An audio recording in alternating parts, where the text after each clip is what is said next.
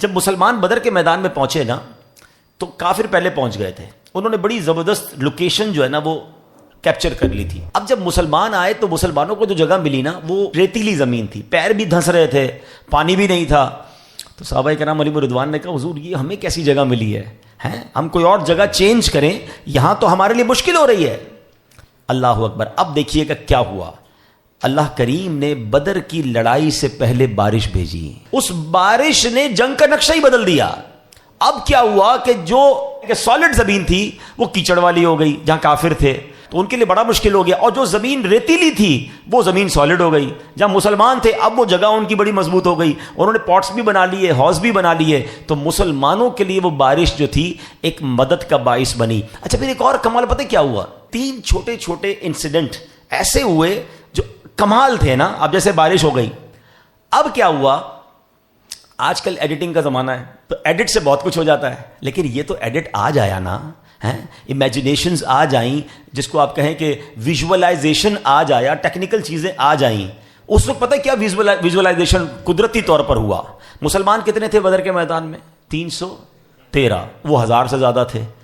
لیکن اللہ کی شان دیکھیں کہ اس لڑائی سے پہلے ایسا ویژولائز روحانی طور پہ ہوا کہ ان کافروں کو مسلمان بہت زیادہ نظر آنے لگ گئے.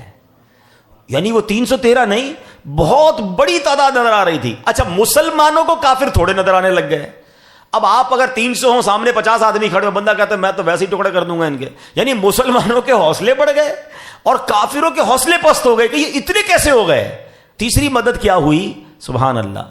اب یہ بھی کمال ہی ہے نا, مطلب آج دنیا کہتی ہے پاور نیپ.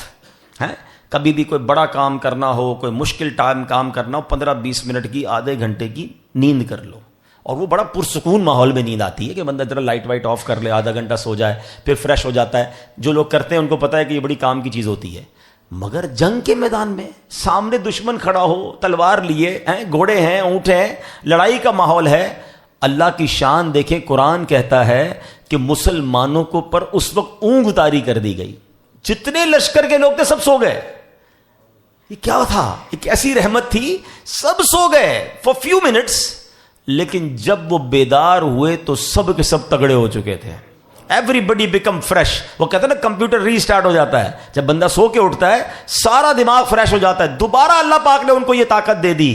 تو نہ صرف بارش کے ذریعے مدد کی گئی, مسلمانوں کو کافروں کی تعداد تھوڑی نظر آئی, کافروں کو مسلمان کی تعداد زیادہ نظر آئی, اور تیسری مدد یہ ہوئی کہ سارے قافلے والوں پر نیند طاری کر دی گئی. سبحان اللہ. میرے آقا علیہ الصلوۃ والسلام اور مسلمانوں پر اللہ کی کیسی مدد آئی. اور یاد رہے یہ جو بدر کے میدان میں واقعہ ہوا نا, اس پر بڑی پیاری بات علماء کہتے ہیں کہ اگر آج بھی بدر اور حنین والا ایمان آ جائے نا, آج بھی مسلمانوں میں بدر و حنین والا ایمان اور اللہ پر بھروسہ آ جائے تو آج بھی فرشتے مدد کو آ سکتے ہیں.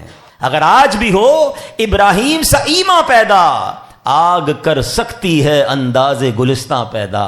آج بھی نمرود کی بھڑکائی ہوئی آگ جب گلزار بنی تھی نا, تو ایمان اگر حضرت ابراہیم والا آ جائے تو آج بھی آگ گلزار ہو سکتی ہے.